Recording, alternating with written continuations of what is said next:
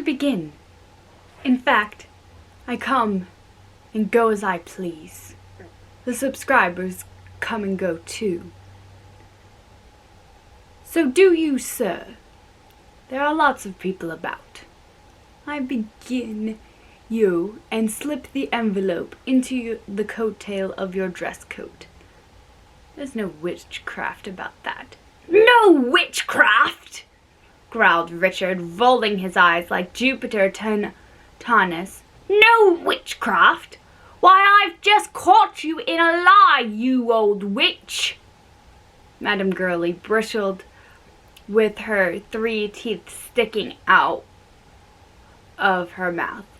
And why, may I ask?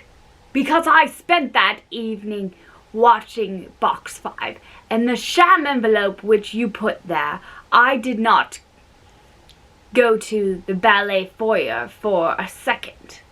No, sir. And I did not give you the envelope that evening, but at the next performance. On the evening when the Under Secretary of State for Fine Arts. At these words, Monsieur Richard suddenly interrupted Madame Gurley. Yes, that's true, I remember now. And the Undersecretary went behind the scenes and asked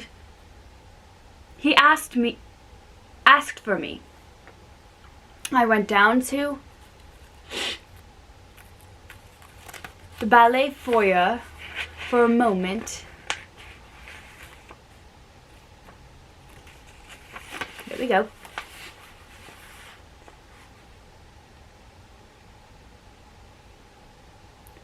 I was on the foyer steps.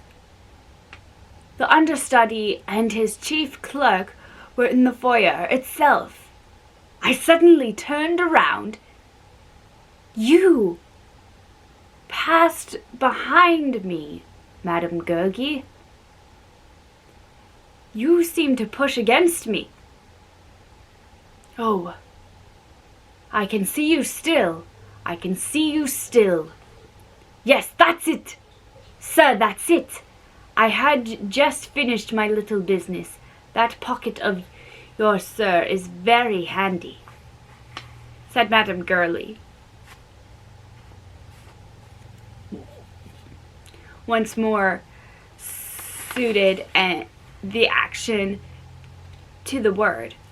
She passed behind Monsieur Richard, and so nimbly that Moncharming himself was impressed by it, slipped the envelope into the pocket of one of the coattails of Monsieur Richard's dress coat. Of course, exclaimed Richard, looking a little pale.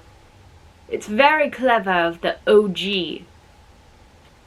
The problem which he had to solve was this: how to do away with any dangerous intermediary between the man who gives the 20,000 francs and the man who receives it.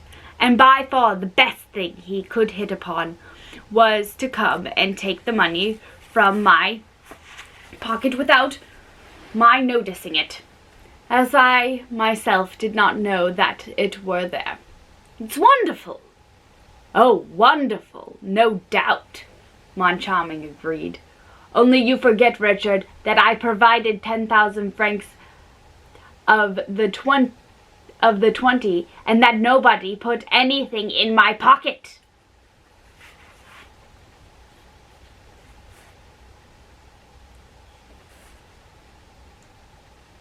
Chapter 17. The Safety Pin. Again. Moncharming's last phrase was so clearly expressed the suspicion in which he now held his partner, that it was bound to face a stormy explanation, at the end of which it was agreed that Richard should yield to all Moncharming's wishes, with the object of helping him to discover the miscreant who was victimizing them. This brings us to the interval after the Garden Act, with the strange conduct observed by Monsieur Remy, and those curious lapses from the dignity that might be expected of the managers. It was arranged between Richard and Moncharming, first that Richard should repeat the exact movements which he had made on the night of the disappearance of the first 20,000 francs, and the second that Moncharming should not for an instant lose sight of Richard's coat-tail pocket, into which Madame Gurley was to slip the 20,000 francs. Monsieur Richard went and placed himself at the identical spot where he had stood when he bowed to the Undersecretary for Fine Arts. Monsieur Moncharming took up his position a few steps behind him. Madame Gurley passed, rubbed up against Monsieur Richard, got rid of her 20,000 francs in the manager's coat-tail pocket, and disappeared. And there goes my mask. My nose just couldn't take the squishing anymore.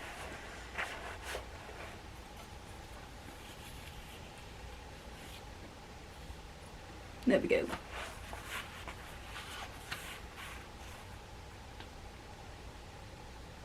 Or rather, she was conjured away.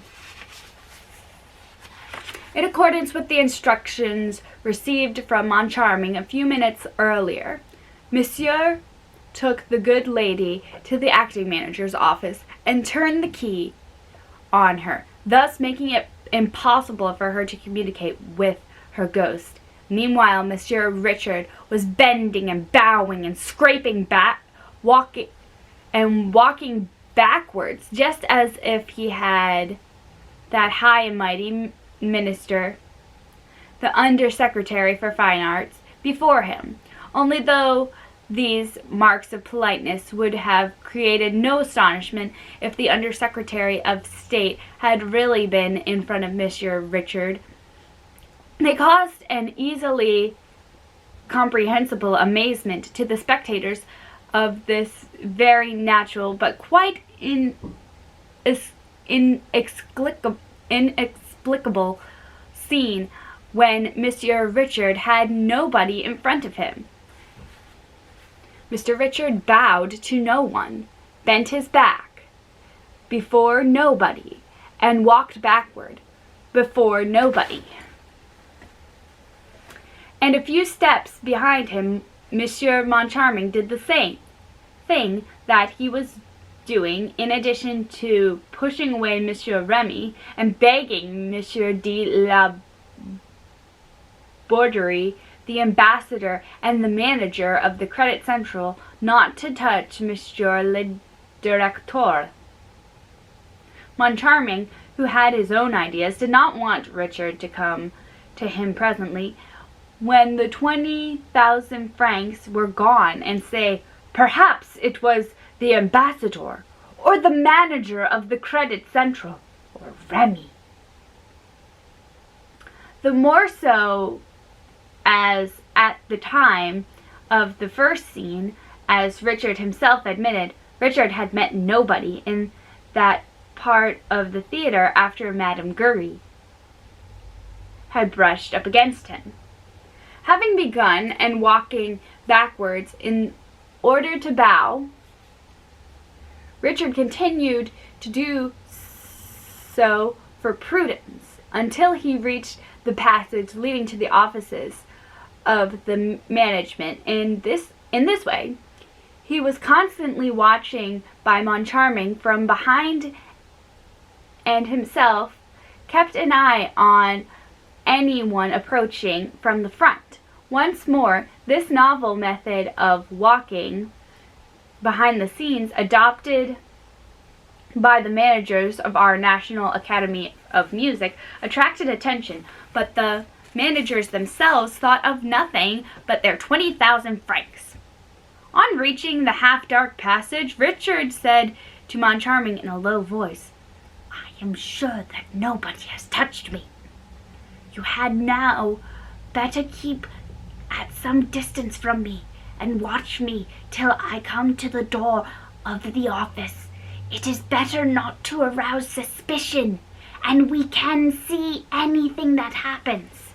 But Mom Charming replied, "No, Richard, no.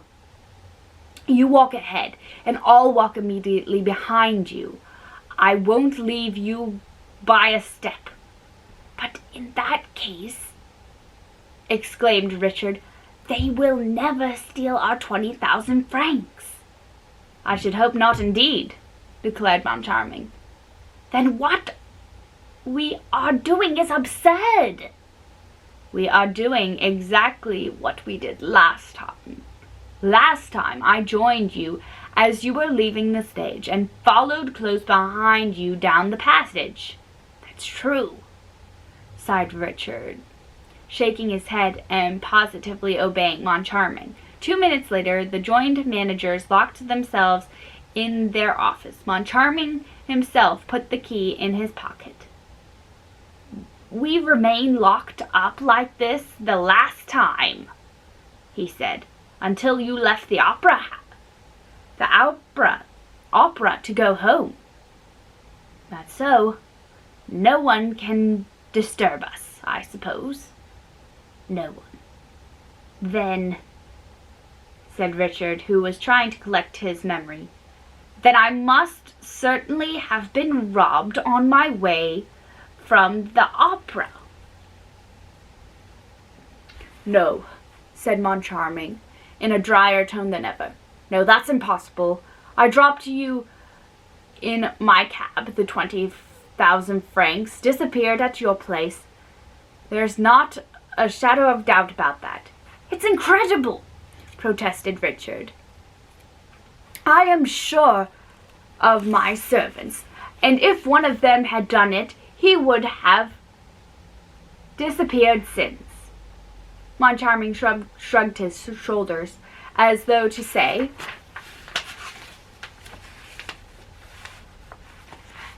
that he did not wish to enter into details, and Richard began to think that Mom Charming was treating him in a very insupportable fashion. "Mom Charming, I've had enough of this." "Richard, I've had too much of it." "Do you dare suspect me?" "Yes, of a silly joke." "One doesn't joke about 20,000 francs." "That's what I think," declared Mom Charming, unfolding a newspaper and ostentatiously studying its contents. "What are you doing?" asked Richard. "Are you going to read the paper next?" "Yes, Richard, until I take you home." "Like last time?" "Yes, like last time." Richard snatched the paper from Mom Charming's hands. Mom Charming stood up, more irritated than ever, and found himself faced by an exacerbated Richard, who crossing his arms on his chest, said, "Look here, I'm thinking of this. I'm thinking of what I might think if like last time, after my spending the evening alone with you, you brought me home, and if at the moment of parting I perceived that 20,000 francs had disappeared from my coat pocket, like last time." "And what might you think?" asked Mom Charming, crimson with rage. "I might think that, as you hadn't left me by a foot's breadth, and as by your own wish you were the only one to approach me like last time, I might think that if that 20,000 francs was no longer in my pocket, it stood a very good chance of being in yours." Mom Charming leapt up at the suggestion. "Oh!" he shouted. "A safety pin!" "What do you need a safety pin for?" "To fasten you up with. A safety pin! A safety pin!" "You want You want to fasten me with a safety pin? Yes, to fasten you to the 20,000 francs.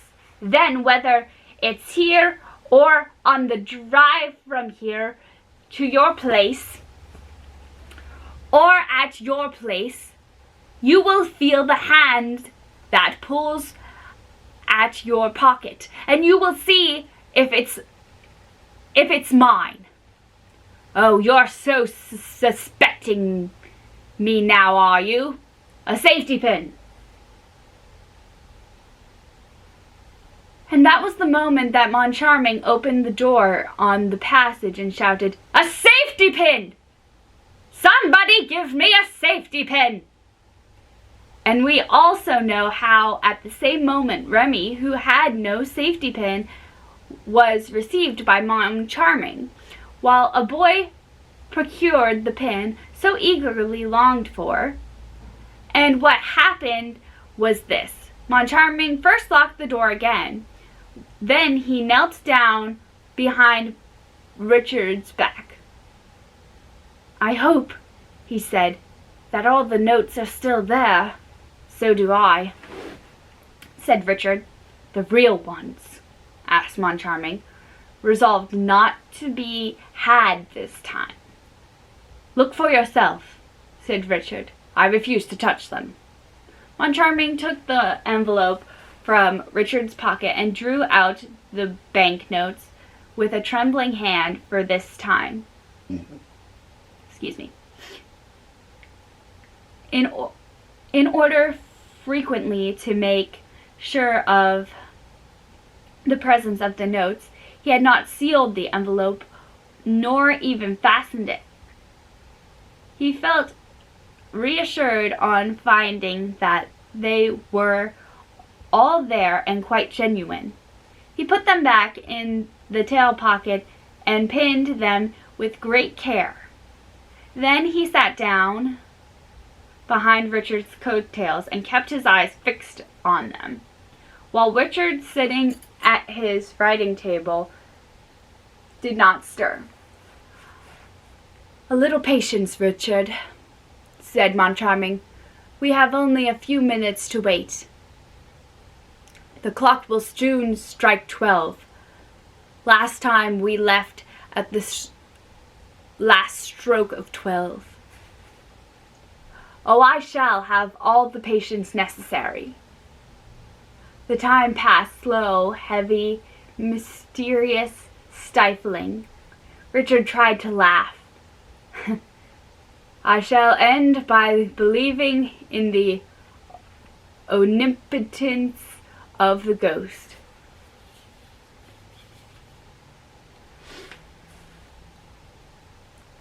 He said, "Just now, don't you find something uncomfortable, disquieting, alarming in the atmosphere of this room?" "You're quite right," said Moncharming, who was really impressed. "The ghost! The ghost!" continued Richard in a low voice, as though fearing lest he should be overheard by invisible ears. "The ghost! Suppose all the same it were a ghost who put the magic envelopes on the table, who talks in box 5, who killed Joseph Bouguet, who unhooked the chandelier, and who robs us. For after all, there is no one here except you and me, and if the notes disappear, and whether you nor I have anything to do with it, we shall have to believe in the ghost." The ghost. At that moment, the clock on the mantelpiece gave its warning click, and the first stroke of 12 struck. The two managers shuddered. The perspiration streamed from their foreheads. The 12th stroke sounded strangely in their ears. When the clock stopped, they gave a sigh and rose from their chairs. "I think we can go now," said Moncharming. "I think so," Richard agreed.